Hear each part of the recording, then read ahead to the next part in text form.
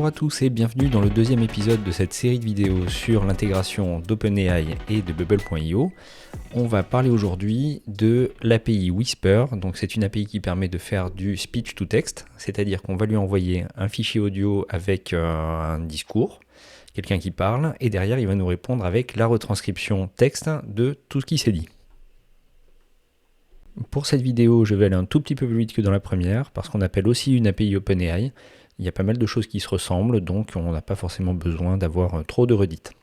Allez, c'est parti, on se plonge dans l'API Whisper. Alors, pour l'API Whisper, comme pour précédemment l'API Complétion, on va se poser la question numéro 1, c'est-à-dire à quoi ça peut servir. Donc, l'utilité numéro 1 de Whisper, c'est de transcrire de l'audio en texte. C'est-à-dire qu'on va lui envoyer un fichier audio qui contient du texte parlé, et lui, derrière, il va se débrouiller pour le retranscrire en texte. Alors, ce qui est bien avec Whisper, c'est que ça marche vraiment très très bien. C'est-à-dire que même avec de l'audio de mauvaise qualité, lui, il arrive à se débrouiller et derrière à répondre avec un texte qui fonctionne, qui a du sens. Mais derrière, la force de cette API, ça ne va pas être uniquement la retranscription de l'audio, c'est ce qu'on va en faire derrière. Et là, il y a vraiment tout un tas de choses qu'on peut faire si on met ça en fonctionnement avec ce qu'on a vu dans la première vidéo. Donc, la première chose, par exemple, ça va être de l'analyse d'interview. C'est-à-dire qu'on va pouvoir enregistrer une interview avec quelqu'un et derrière, on envoie le texte à l'API Complétion en lui demandant d'analyser ou de faire un résumé. Et hop, on a notre interview qui est analysée. Dans le même ordre d'idée, on va pouvoir résumer une conférence. Donc on peut aller à une conférence, c'est bien, on prend des notes, etc. Parfois, on ne peut pas tout entendre. Donc si on enregistre en parallèle en audio, on envoie ça à l'API Complétion, on lui demande de faire un résumé selon les points qu'on veut voir en particulier, et ça marche très très bien. Dans le même ordre d'idée, on va pouvoir également lui demander de traduire du texte, donc c'est-à-dire qu'on enregistre de l'audio dans une langue quelconque, on l'envoie à l'API Complétion, et derrière on reçoit une traduction bien faite par OpenAI. Bon, maintenant qu'on a vu ce qu'on pouvait en faire, on va passer aux paramètres que l'on va utiliser. Donc là, vous allez voir que c'est assez simple. En fait, au final, il n'y a pas beaucoup de paramètres à envoyer.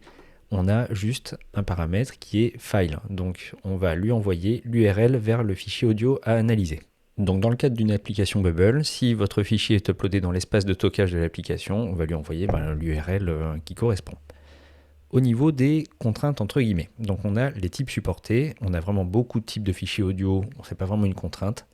Il vaut mieux envoyer des fichiers compressés plutôt que du WAV, mais selon votre application, c'est juste que ce sera plus rapide si vous envoyez un fichier plus petit.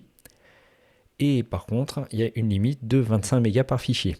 Donc encore une fois, ça c'est un intérêt d'envoyer de l'audio compressé, c'est que vous allez pouvoir enregistrer plus de choses dans 25 mégas que si vous envoyez du WAV qui va directement être un petit peu plus gros.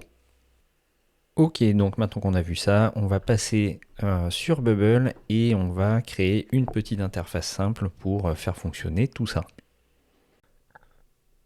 Nous voilà sur Bubble, donc on va faire quelque chose de très très simple pour commencer, c'est-à-dire qu'on va mettre un file uploader.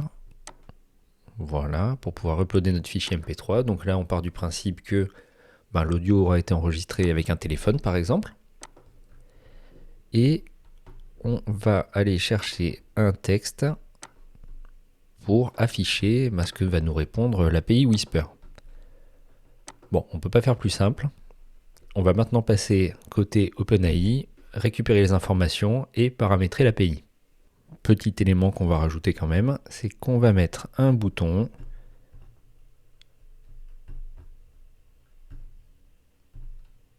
hop, le voilà, avec, on va mettre transcription.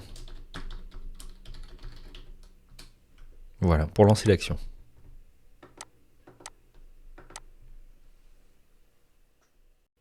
Nous voilà sur le site d'OpenAI. Alors, comme dans la première vidéo, on va aller sur Login.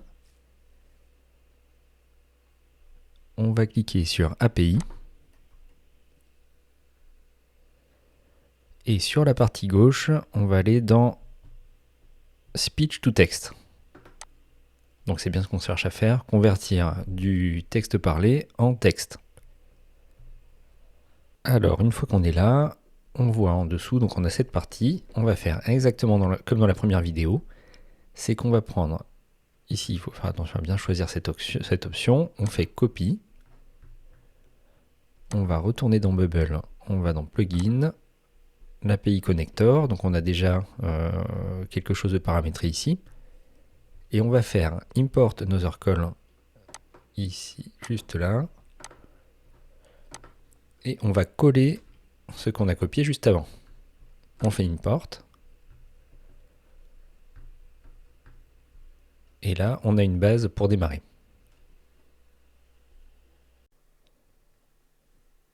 Alors, on va faire quelques petites modifications. Déjà, le nom, on va mettre quelque chose de compréhensible. On va mettre Speech to Text. Use as action. Comme ça, on pourra dans le workflow dire quand on clique sur le bouton, tu lances cette action de transcription. Body type, on va changer, on va mettre form data. On va ajouter un paramètre. Et ce paramètre, ça va être file. Alors, pourquoi file comme ça? C'est parce que si on revient ici, on voit que ce qui nous dit, c'est header content type form data et non pas JSON. C'est pour ça qu'on a changé ça dans l'API Connector.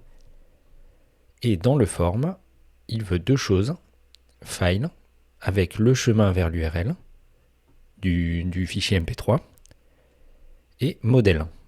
Donc bah là, il faut que j'ajoute aussi le modèle. Donc on retourne dans l'API Connector, add parameter, modèle.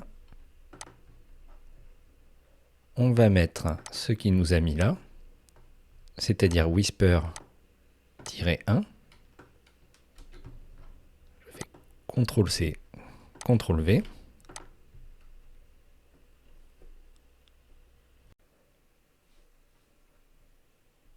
Il nous manque maintenant le token. Donc là, il nous faut une clé d'API.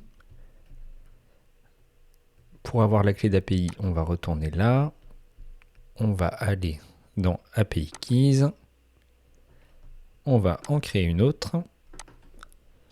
Donc celle-là, on va l'appeler Whisper.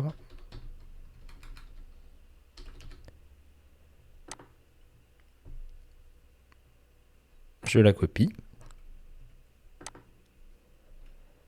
Et là, ici, dans ce champ, je remplace uniquement le mot token. Il faut laisser bearer, c'est important.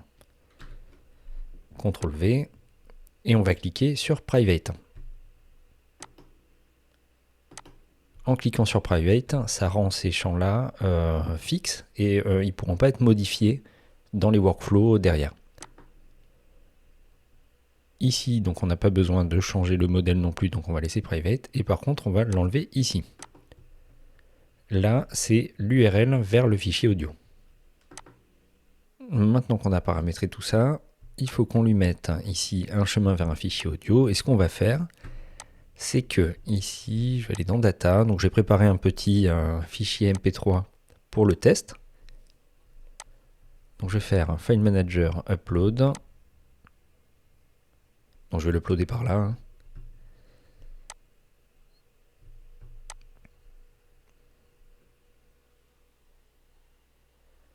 Voilà. Une fois que le fichier est uploadé, il nous faut récupérer l'URL vers le MP3 directement. Donc je vais faire un CTRL-clic ici. Salut Il nous Lucie. ouvre le fichier, un petit lecteur là. Et en fait, alors l'URL ici est un peu... il y a beaucoup de choses. Mais ce qui nous intéresse, c'est uniquement le lien direct vers le fichier qui est dans la première partie, avant les paramètres. Donc c'est bien là tout ce qu'on a, jusqu'à .mp3. Je fais CTRL-C.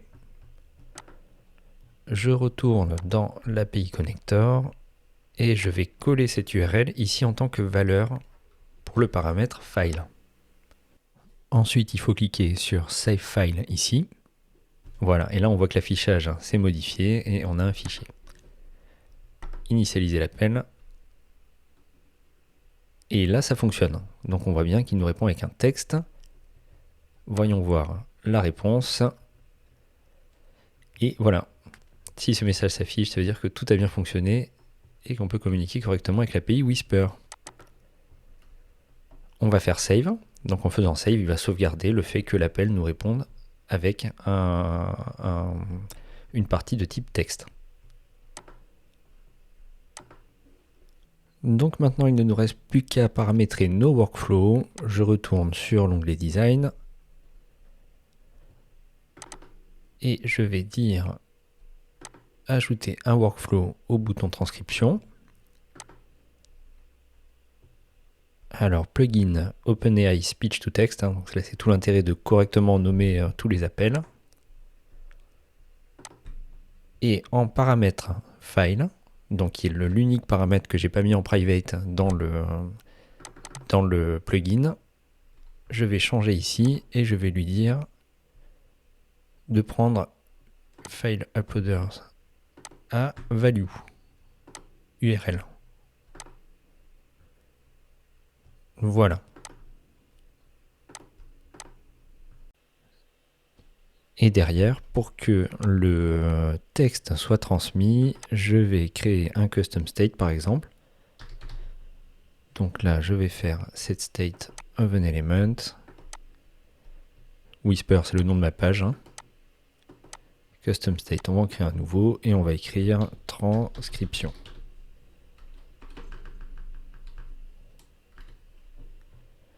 De type texte, il va servir uniquement à récupérer la valeur de la réponse et l'afficher dans le petit encart de texte. La valeur, on prend result of step 1 text.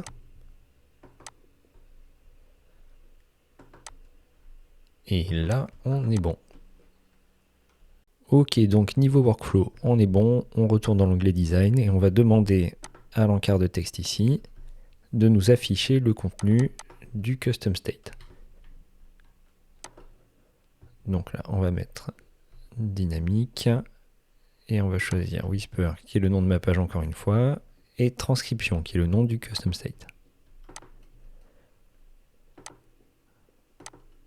Ok.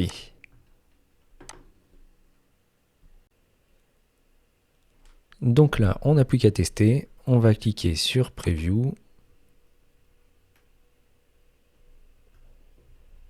Uploader un fichier. On va choisir test2.mp3. Transcription. Et ça fonctionne. Super. Impeccable pour la transition. Merci vraiment à tous d'avoir suivi cette vidéo. N'hésitez pas à vous abonner à la chaîne pour plus de vidéos no-code à venir. On a aussi les prochains épisodes sur l'intégration d'OpenAI. Si vous avez des remarques, n'hésitez pas à les mettre en commentaire. Des suggestions aussi pour de prochaines vidéos. S'il y a des choses que vous voulez voir en particulier, des notions que vous voulez creuser, n'hésitez pas à me le mettre en commentaire et on en parlera dans une prochaine vidéo. Merci à tous, à bientôt.